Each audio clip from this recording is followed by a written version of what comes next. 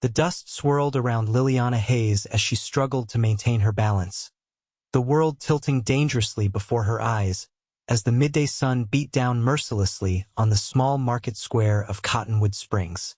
It was 1878, and the drought that had plagued Arizona Territory for months had brought nothing but misfortune to the 20-year-old woman who had traveled west after losing her parents to influenza back in Philadelphia. Liliana pressed a shaky hand to her forehead, her stomach cramping painfully from 3 days without proper food. The small sack of coins she'd carefully saved had been stolen from her rented room 2 nights ago, leaving her with nothing but the faded blue dress on her back and the tattered shawl around her shoulders. The stalls of fresh produce and bread surrounding her seemed to mock her empty stomach, their scents torturing her weakened senses. "Are you all right, miss?" a woman's voice asked from somewhere nearby, but Liliana couldn't respond. Her vision narrowed to a pinpoint of light, and then darkness enveloped her as her knees buckled beneath her slight frame.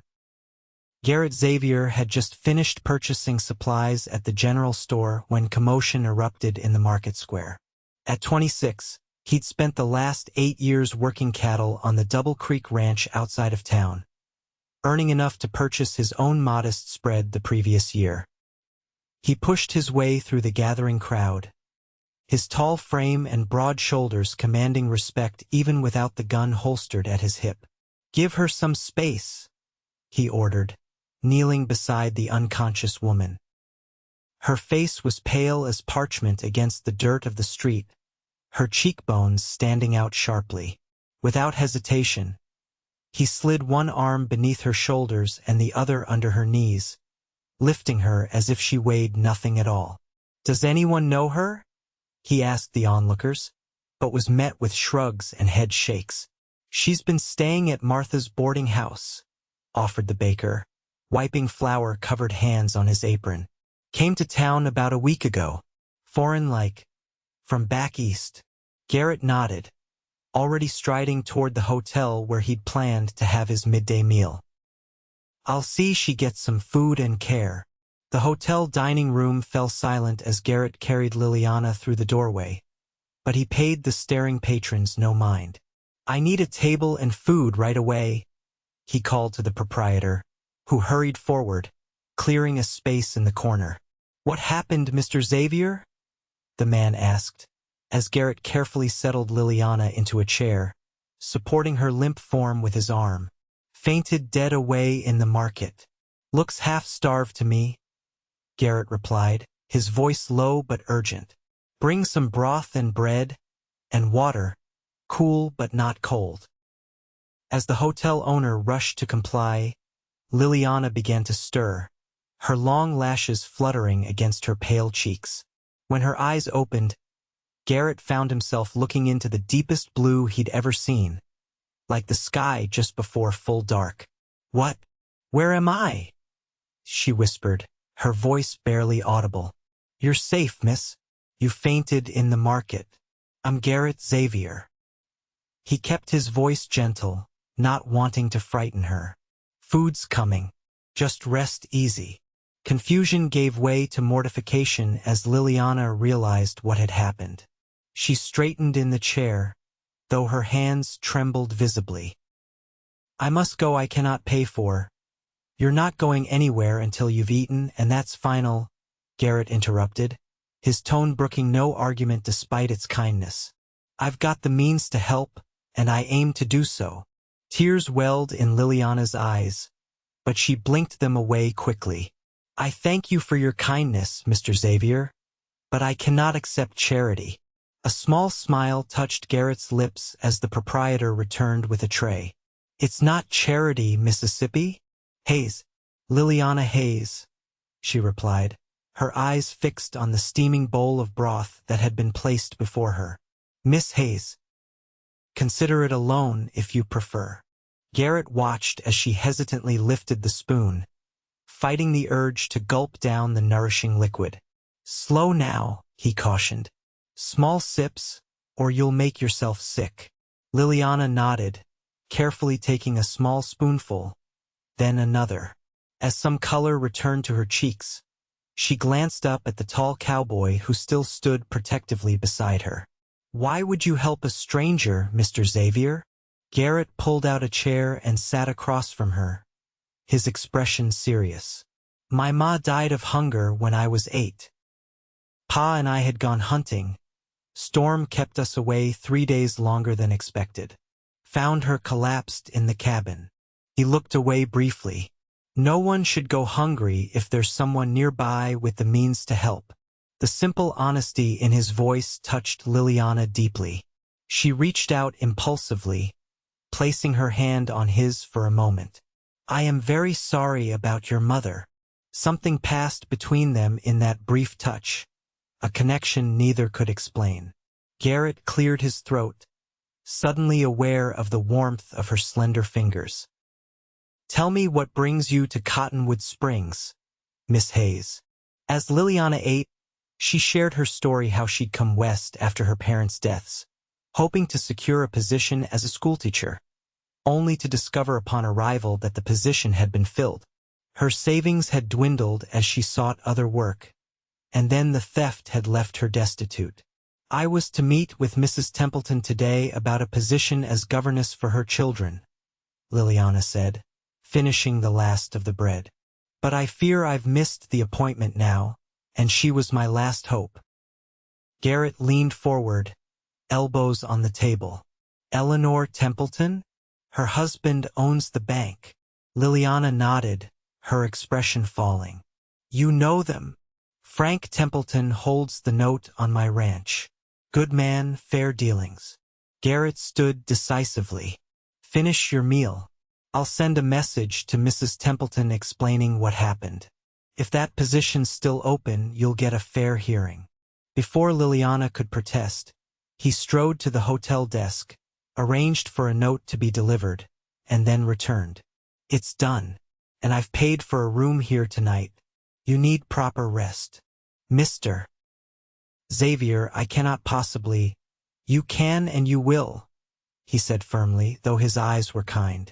"Tomorrow you'll either have a new position or I'll find you work at one of the ranches that needs help. Either way, you'll pay me back when you're able. That satisfy your pride." For the first time in days, Liliana felt a flicker of hope. "You are a most unusual man, Mr. Xavier." His slow smile transformed his weather-roughened face. "So I've been told, Miss Hayes." True to his word, Garrett escorted Liliana to the Templeton residence the next morning. Her borrowed room at the hotel had included access to a bath, and the hotel owner's wife had kindly pressed her dress. Though still worn, she at least appeared neat and presentable. Eleanor Templeton proved to be a kind-hearted woman in her 40s who listened sympathetically to Liliana's story. The fact that Garrett Xavier had personally brought her spoke volumes in this community where the cowboy was known for his integrity. "The position is yours if you want it, Miss Hayes," Mrs. Templeton said after their discussion. "Room and board plus a modest salary. My 3 children need education and refinement that I, frankly, haven't the time to provide with all my social obligations." Relief washed over Liliana. "Thank you, Mrs. Templeton.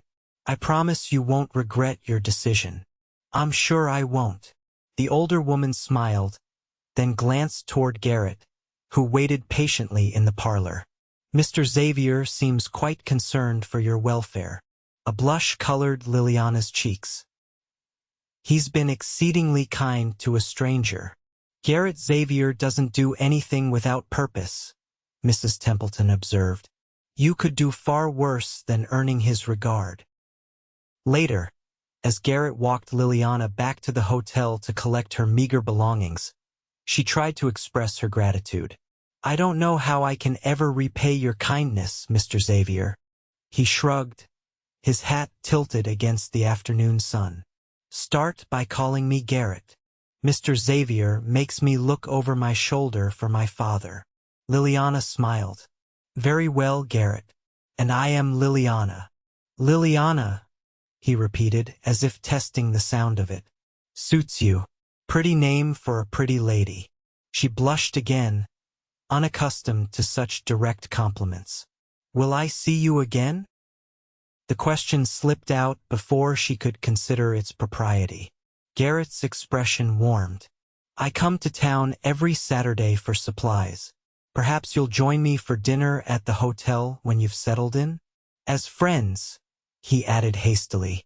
I would like that very much, Liliana replied. True to his word, Garrett appeared at the Templeton house the following Saturday afternoon, his usually dusty clothes brushed clean, his dark hair still damp from a recent wash. Liliana had spent the week getting to know the Templeton children, 2 boys aged 10 and 8, and a girl of 6, establishing lessons and schedules that met with Mrs. Templeton's approval. Their dinner conversation flowed easily, Liliana sharing stories of her first week and Garrett telling tales of ranch life that made her laugh. As weeks turned into months, their Saturday dinners became a cherished routine, occasionally expanded to include a walk through town or attendance at local gatherings. By the time autumn painted the surrounding countryside in golds and reds, Liliana had saved enough from her salary to repay Garrett for his initial kindness, though he protested when she handed him the carefully counted dollars. Keep it, he insisted, pushing the money back across the table. Consider it a gift. I cannot, Liliana replied firmly. You helped me maintain my dignity by calling it a loan. Please allow me the satisfaction of honoring my debt. Recognizing the pride in her eyes, Garrett reluctantly accepted the money. Then let me offer another arrangement, he said, his expression turning serious. I've been meaning to ask if you might visit my ranch. It's modest compared to the Templeton house, but... He hesitated, uncharacteristically uncertain. I'd like to show you my home. The invitation hung between them, weighted with unspoken meaning. Liliana knew that in this frontier town, such a visit would be seen as significant. I would be honored, she said softly. Perhaps Mrs. Templeton would allow me a Sunday free. The following Sunday dawned clear and cool. Garrett arrived in a wagon rather than on horseback, helping Liliana up to the seat with careful hands. The 10-mile journey passed quickly as Garrett pointed out landmarks and told her the history of the area, his evident love for the land infectious. When they crested the final rise, Liliana gasped at the sight below. A small but sturdy cabin nestled against a stand of cottonwoods, a corral and barn nearby. A creek wound through the property, its banks green even in the autumn dryness. It's beautiful, she breathed, and was rewarded with Garrett's pleased smile. Been working on it for near 5 years now, he said as he guided the horses down the slope. Got 60 head of cattle, good breeding stock. Figure to have twice that by next year. He showed her everything: the cabin with its 2 rooms and stone fireplace, the vegetable garden now mostly harvested for winter storage, the spring house where milk and butter kept cool. Liliana could see the care he'd put into each detail, the promise of prosperity built with his own hands. They ate lunch on the porch, a simple meal of cold chicken and biscuits that Garrett had prepared himself. As they sat side by side watching the distant cattle graze, Liliana felt a contentment she hadn't experienced since before her parents' deaths. A woman could be happy in a place like this, she said without thinking. Garrett turned to her, his expression intent. That's what I've been hoping you'd say. Before she could respond, he took her hand in his calloused one. Liliana, I'm not a man of fancy words, but these months of knowing you, I find myself thinking of you morning to night. He swallowed hard. I'm asking if you might consider a future here, with me. Joy bloomed in Liliana's chest, but caution tempered her response. Garrett, are you certain? I came here with nothing. You came with everything I never knew I wanted, he answered simply. Your kindness, your determination, your smile that lights up a room. I'm asking you to marry me, Liliana Hayes. Not today or tomorrow, but when you're ready. Tears filled her eyes as she squeezed his hand. I don't need time to know my heart, Garrett. Yes. My answer is yes. His kiss was gentle but sure, a promise sealed under the vast Arizona sky. Their courtship continued through the winter months, with Liliana remaining at the Templeton house while preparations were made for a spring wedding. Mrs. Templeton, delighted by the match, helped Liliana prepare a modest trousseau, while Garrett added a second bedroom to the cabin and began construction on a proper washroom. News of their engagement spread quickly through Cottonwood Springs, met with general approval. Garrett Xavier was respected as a hard-working, honest rancher, and Liliana had proven herself a dedicated teacher to the Templeton children and a gracious presence in the community. Not everyone was pleased, however. Thomas Reeves, son of the wealthiest rancher in the territory, had set his sights on Liliana shortly after her arrival in town. His advances, though politely rebuffed, had continued until her engagement to Garrett became known. Now his wounded pride turned to resentment. One bitterly cold January day, as Liliana walked from the general store back to the Templeton house, Reeves intercepted her, blocking her path on the boardwalk. "Miss Hayes," he said, his breath clouding in the frosty air. "A word, if you please." Liliana stepped back, uncomfortable with his proximity. "Mr. Reeves, I must return to the children. Their lessons can wait," he interrupted, moving closer. "I'm wondering if you've considered the mistake you're making, tying yourself to a small-time rancher like Xavier when you could do so much better." "I've made no mistake," Liliana replied firmly. "Please excuse me." As she attempted to move past him, Reeves caught her arm. "My father owns half this county. As his son, I can give you a life Xavier can only dream of providing." "Release me at once," Liliana demanded, pulling against his grip. "You're making a fool's choice," Reeves hissed, tightening his hold. "The lady asked you to let her go."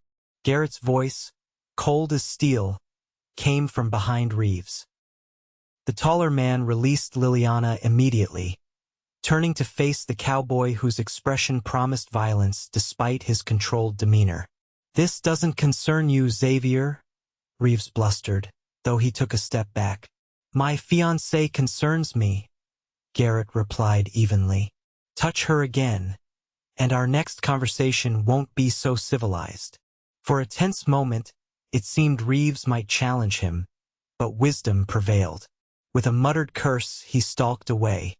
Garrett turned to Liliana, concern replacing anger. "Are you hurt?" She shook her head, though her hands trembled. "No, just shaken." "Thank you for arriving when you did." He escorted her back to the Templeton house, his protective presence a comfort. That evening, over dinner with the Templetons, Frank Templeton listened gravely to the account of Reeves's behavior. "Thomas has always been spoiled by his father's wealth and position," the banker observed. "But this crosses a line. I'll speak with Harold Reeves tomorrow." "I'd prefer to handle this myself," Garrett said quietly. "And risk a range war? No, Xavier, let me address this through proper channels. Harold may indulge his son, but he's a businessman first. He won't risk his standing in this community over his son's wounded pride." Garrett reluctantly agreed, but insisted on escorting Liliana wherever she went in town for the next several weeks. The confrontation seemed to have convinced Reeves to keep his distance, and by February, the incident had faded into the background of their lives. As winter slowly gave way to spring, wedding preparations accelerated. Liliana had written to a childhood friend in Philadelphia who was traveling west with her husband, asking if they might time their journey to attend the April ceremony. The positive response added to her happiness, the thought of connecting her past with her future deeply meaningful. One crisp March morning, as she helped Mrs. Templeton with spring cleaning, the housekeeper interrupted with news that a rider had come from Garrett's ranch with an urgent message. Alarmed, Liliana hurried downstairs to find Garrett's foreman, a weathered man named Jenkins, waiting in the parlor. "What's happened?" she asked, fear tightening her chest. "Fire at the ranch, Miss Hayes," Jenkins said, removing his hat. Started in the barn last night. Mr. Xavier's been badly burned trying to get the horses out. The world seemed to tilt beneath Liliana's feet. How bad is it? Doc Simmons is with him now, miss. He asked for you. Mrs. Templeton, who had followed Liliana downstairs, immediately took charge. Jenkins, have your horse rested? Yes, madam. Good. I'll have the stable boy saddle my mare for Miss Hayes. Liliana, pack what you need. I'll send word to Mrs. Miller to take over the children's lessons until this is resolved. Within 20 minutes, Liliana was riding hard beside Jenkins, her heart pounding with fear. When they reached the ranch, the smell of smoke still hung in the air, though the fire itself was out. The barn was a blackened skeleton, but thankfully the cabin stood undamaged 100 yards away. Inside, she found Garrett lying on his bed, the right side of his face and his right arm wrapped in bandages. His eyes were closed, his breathing shallow, but they opened at the sound of her entrance.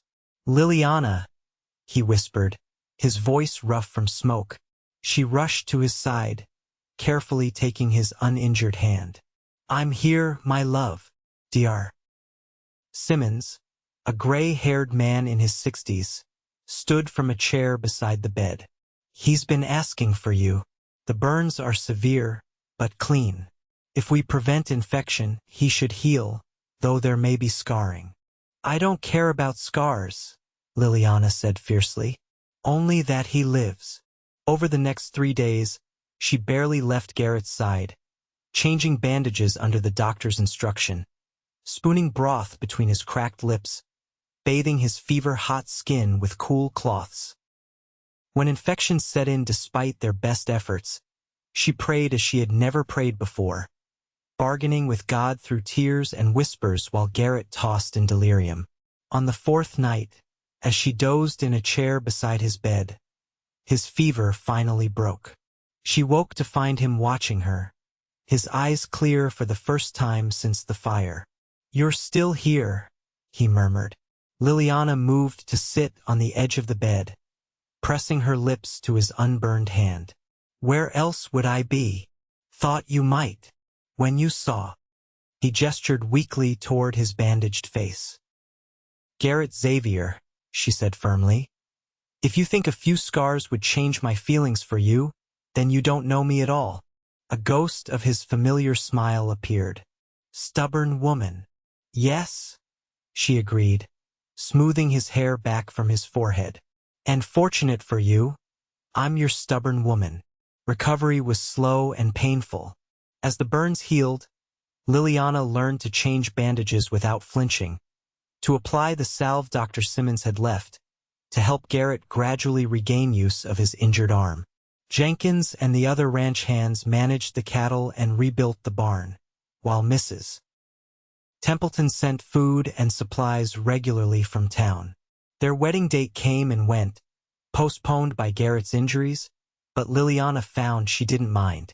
Being by his side, helping him heal, only deepened her love and commitment. By late May, Garrett was well enough to ride into town, the burns on his face healing into scars that, while noticeable, did nothing to diminish his strength or character in Liliana's eyes. It was during this visit to town that they learned the truth about the fire. A drunken conversation overheard in the saloon revealed that Thomas Reeves had paid 2 drifters to teach Xavier a lesson by burning his barn. The fire was meant to be a warning, not the near tragedy it had become when Garrett was trapped inside trying to save his horses. Sheriff Taylor arrested Reeves the same day, and Harold Reeves, faced with incontrovertible evidence of his son's crime, made no attempt to shield him from justice. Instead, he rode out to Garrett's ranch himself to offer compensation for the damages and a personal apology. My son will face the consequences of his actions, the older man said, standing stiffly in Garrett's cabin. I've arranged for him to be sent to my brother in San Francisco after he serves whatever sentence Judge Parker decides. He won't trouble you or Miss Hayes again. Garrett accepted the apology with more grace than Liliana thought possible, given what they had endured. When she questioned him later, he simply shrugged. "Hatred's a burden I'm not willing to carry," he explained. "Besides, in a way, Reeves did us a favor." "A favor?" Liliana exclaimed. "How can you say that?" Garrett took her hands in his. "Because now I know, beyond any doubt, that you love me for who I am, not what I look like or what I can provide. You stood by me at my worst, Liliana. That's worth more than all the cattle in Arizona territory." Their wedding finally took place on a perfect June morning, with wild roses decorating the small church in Cottonwood Springs. Liliana wore a simple white dress that Mrs. Templeton had helped her make, while Garrett stood tall in a new black suit, the scars on his face a badge of survival rather than disfigurement. As they exchanged vows before friends and neighbors, Liliana thought back to that day in the market square when hunger had brought her to her knees. From that moment of desperation had grown this profound love, this partnership that promised to sustain them through whatever challenges life might bring. Later that evening, as Garrett carried her across the threshold of their cabin, now their home, he paused to kiss her with tender reverence. "Welcome home, Mrs. Xavier," he whispered against her lips. Liliana wrapped her arms around his neck, overcome with gratitude for the twist of fate that had brought them together. "I love you, Garrett Xavier. From the moment you carried me to your table, I think my heart knew it belonged to you." "And mine to you," he answered, setting her gently on her feet but keeping her within the circle of his arms. "For all our days." In the years that followed, the Double Creek Ranch prospered under their joint care. Liliana started a small school for the children of neighboring ranchers, keeping her promise to the Templetons by tutoring their children through their college preparations. The cabin expanded to a proper house as their family grew to include 3 children of their own, 2 boys, and a girl with their father's determination and their mother's gentle spirit. On their 10th anniversary, as they sat on the porch watching the sunset paint the distant mountains in gold and purple, Garrett took Liliana's hand just as he had that first day she visited the ranch. "Any regrets?" he asked softly. "About choosing this life?" Liliana leaned against his shoulder, content beyond words. "Not one. That day in the market was the best worst day of my life. I thought I had reached the end of my rope, but instead, I found my beginning." Garrett pressed a kiss to her temple, his voice thick with emotion. "Who would have thought hunger could lead to such happiness?" "God works in mysterious ways," Liliana replied, watching their children chase fireflies in the gathering dusk. "And so does love." The sun slipped below the horizon, but they remained on the porch long into the evening, 2 souls bound by compassion that had blossomed into enduring love, proof that even in the hardscrabble world of the Arizona territory, the human heart could find its home.